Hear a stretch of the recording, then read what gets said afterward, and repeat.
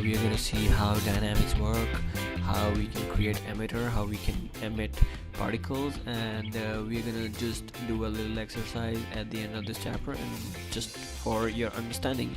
Right, so let's begin. Before we begin, we need to do certain settings in Maya for us to view the particles properly.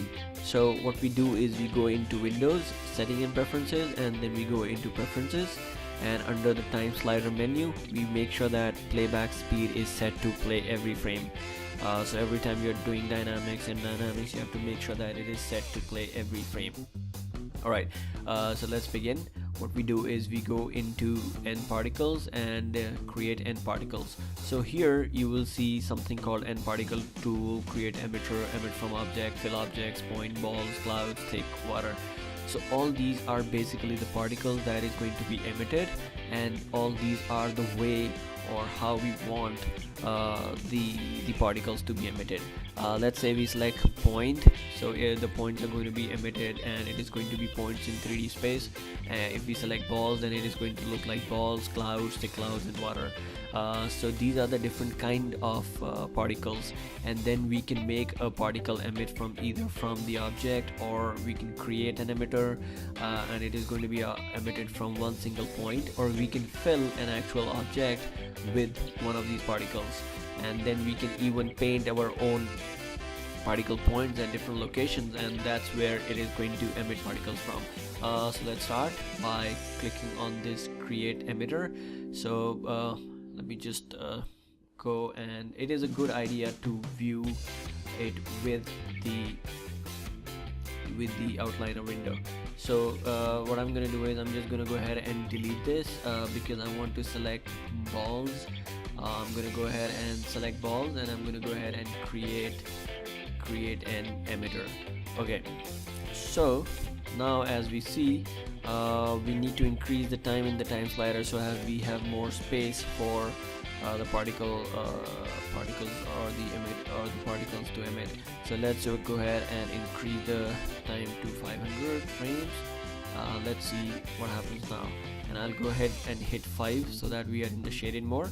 Alright, so it has already started emitting balls, so we can see that this emitter that we just selected is actually emitting balls. So let's just go ahead and select emitter, and there are certain emitter types. We can have directional, so it is going to be emitted in one direction. Then surface, we use this when we are emitting an object from a surface. Curves, we can make a curve, and the particles will be emitted from the curves, and similarly volumes. So these are the basic ways of emitting particles from the emitter.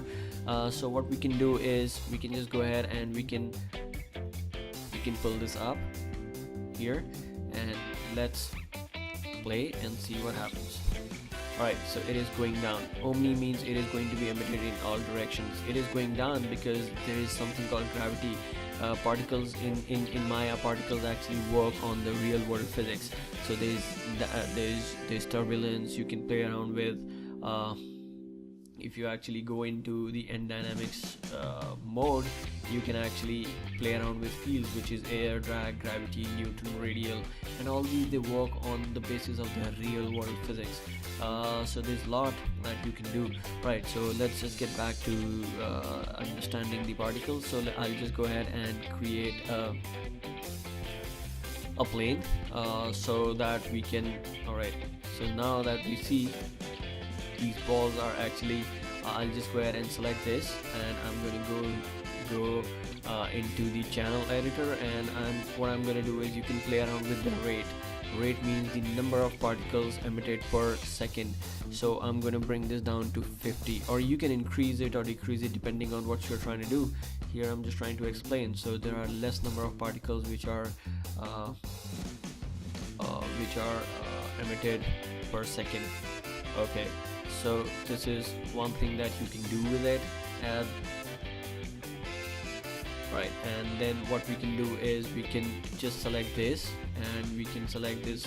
We can make particles collide with objects. It is much easier when it comes to end dynamics. All we have to do is to select this plane. We're going to go ahead and create this into an end mesh, and we're gonna say this is a passive collider. So what is gonna happen is it is automatically gonna slide. As we can see, this is actually sliding. We can key a lot of things. Let's say we want the rate from 60 to, let's say 60. We will key this, we'll say key selected, and then on frame 61 we'll bring this down to 0. So it is only going to emit from 1 to 60, and then it is going to stop. So you can actually create a pearl necklace being broken. You can create a curve in the shape of a necklace, and then you can emit something like that. You can do a lot of things. So let's just check out different properties of these particles. Let's just select particles and go into in the channel box. Like you can see, you can change their lifespan. Either they'll live forever, you can change it to constant, they'll die at the same time. You can set random range and lifespan pp only per particle. And then we can also play around with dynamics, weight, forces, conserve, all these things that you're going to understand once you start getting into the dynamics. Then there's something called bounciness. So right now if you see these balls, they just jump. So what I'm going to do is I'm just going to go ahead and bring this bounciness to 0. I want them to just settle down on the floor. Yeah, so they're just bouncing around. I can even increase the friction so that they don't move much. So let me just bring it up to 5, and let's see how it reacts. Alright, so it is actually, they're just getting stacked over each other. And yeah, so again, you can use them at different times for different purpose, for different reasons, and you can just play around with these kind of things. And then what you can do is just select these particles, and you can actually change the color. When you are talking about color and everything, you have to go into the attribute editor. So what we'll do is we'll just go ahead and to change the color, we'll go into the shading, and we can change the color from here. Let's say I want the color to be green or blue, or it could be anything ranging from, okay, let's just go ahead and have some cool nice color. Okay, cool. I'll have this color. I don't know what this color is. This is right, let's say these are onions. Okay, so we can change colors like that. We can have a ramp, so there will be random colors given to each particles. Then we can we can randomize the opacity scale. We can randomize a lot of other things, incandescent, all the lighting and texturing properties that we had that we understood in the last chapter. And yeah, so then there's something called nucleus. Nucleus is what drives these particles. So these particles are actually gravity, so that is why they always go down. So the magnitude is 9.8. Let me just bring this down to, let's say 3, and let's see how they behave now. You see they go much slower than before, and if I bring it down to further, if I bring them further down magnitude, it is even slower. So that means that the gravity is playing. And if I increase this to 15 instead of 9.8, so this is going to go much faster. So it depends what you're trying to do. Based on that, you can actually play around with different attributes, and you can see how things work out for what you're trying to do. So the standard is 9.8. Then there's something called air density. What air density does is it'll add air to the whole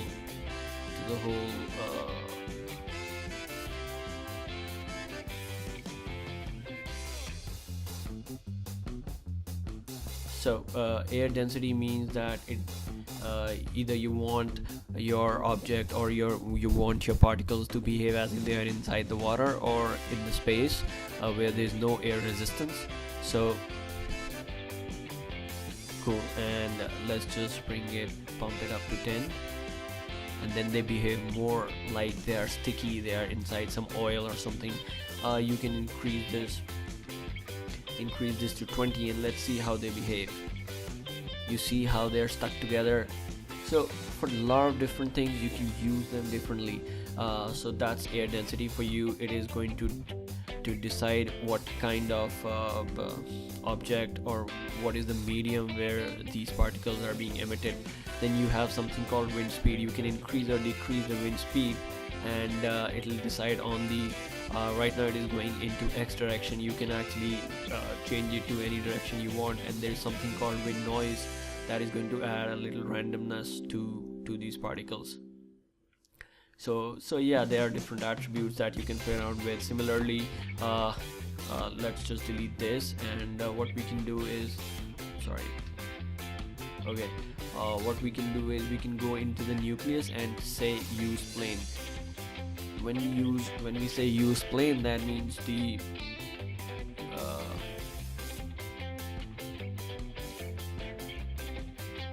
right. So when we say use plane, this grid actually becomes your plane. So it is still going to be collected on the grid. So we can either bring the plane down, or bring the plane up, depending on our requirements. So we will not have to create another geometry and make it into a rigid body. So that's another usage of having this use plane. Alright, so these are various things that you can do with end dynamics and particles. And there's something that I would like to talk about before we get into the actual exercise. What I'm going to do is I'm going to show you how end cloth works. So let me just go ahead and create this piece of cloth, and I am just to make it look okay. Let me not do that now. What I'm going to do is I'm just going to go ahead and bring it here. I'm going to go ahead and create a ball, and let's see. So what we're going to do is we're going to tell the software that this ball is actually a passive collider, and this is our end cloth. So we're going to say go ahead and create a cloth. So let's see how it reacts. And boom, it looks like a plastic sheet, or something that is hard, which is not as soft as a cloth, and that is why it is so rigid. So what we can do is we can just go ahead and let me just delete end cloth, and I'll just go ahead and increase the subdivision, and I'm going to increase it to 25. Let's see how it behaves. I'm going to go ahead and create this as create mesh. So let's see, it is slow because we've increased the number of division. There is a lot more calculation that needs to be done. So you see how it is already reacting like a cloth. So this is what you can do with end dynamics. You can create a cloth, you can create clouds, you can create fire, you can create whatever you want, and there's a lot that you can do with end dynamics. So let me just go back and show you one last thing before we get into the exercise. So what I'm going to do is I'm just going to go ahead and select these 2 points. Okay, and I'm just gonna go and constrain these 2 points to transform, and let's see how this reacts now. I'll just go ahead and play. So what is happening is these 2 points have been constrained at these 2 locations. So we can this is because we have used this as a plane, that is why it did not intersect into the ground. So this already looks very cool. You can create a tent like that, you can create a flag, you can create curtains, you can do so much with end dynamics, and it is very easier, much easier than the regular dynamics, than the regular Maya dynamics. It is driven by nucleus, and nucleus is something that drives all the particles. So this was a little introduction to end cloth. So I'm going to go ahead and start with the exercise, and I'm going to just go ahead and delete all these 4 things. So let's start. What we can do is I was looking at this tutorial, which was pretty good for us to understand everything, or at least most of it. So what I'm going to do is I'm just going to go ahead and create let's say snowfall or something. What we're going to do is we're just going to go ahead and create a plane, and we're gonna use this to behave like a sky for us. So alright, so this is where the snowflakes are gonna fall from. So what we are gonna do is we're gonna select this, and as you already know, we're gonna go ahead and tell that we need we'll just go ahead and with the balls, and then we are going to tell that we need to emit from the object. So we'll just go ahead and click emit from the object, and let's just play. So right now what is happening is it is emitting from the point, from every point on the mesh, but we want for it to randomly emit from the surface.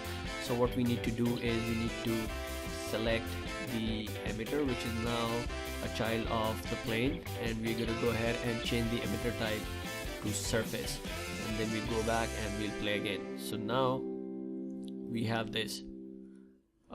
It is already colliding because we are using this as we change it to use plane, so it is already taking it by default.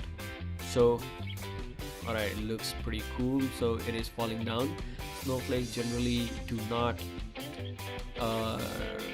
just fall and bounce so much, and they do not fall so hard. So what I'm going to do is I'm going to decrease the gravity, let's say to 1, and see how they come. Alright, and I'm just going to go ahead and bring it to 1 wind speed, and let's see, I'm going to go ahead and bring it to 0. Wind speed is going to be 0 now. Okay, and I'm going to just go ahead and increase the little air density. Okay. What I need to do is I also need to decrease the number of particles per second. So what we can do is we can go here into the emitter, and then we can just decrease the number of particles or the rate of particles emitted per second. So I'm going to decrease it to, let's say, 50, and I'm going to just go back and play this again. Alright, so it already looks pretty decent. I'm just going to go ahead, select the particle. I'm going to go into the attribute editor, into nucleus, and I'm going to decrease the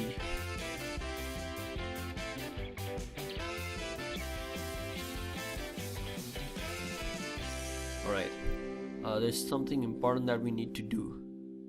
Cool. So we can just hide this object so that it does not look as if it is actually falling from an object.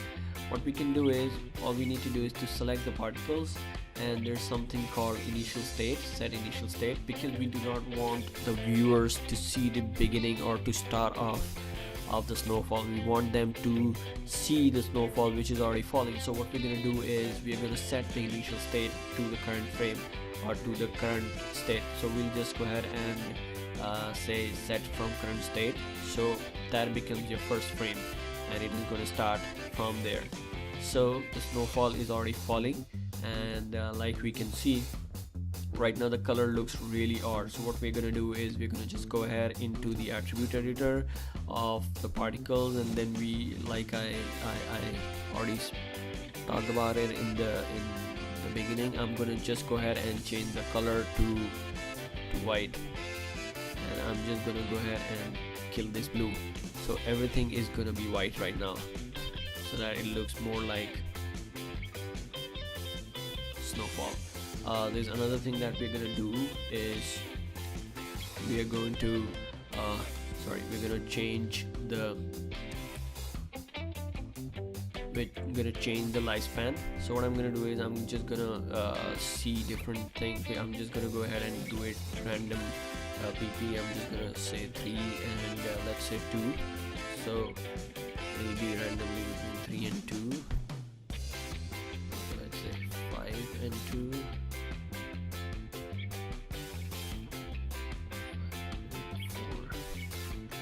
This is all hit and try, and you have to keep trying till you get what you're looking for. So the reason why they're going up and coming down is because we've actually decreased the gravity. So let's bring it down to 9.8 and increase the air density.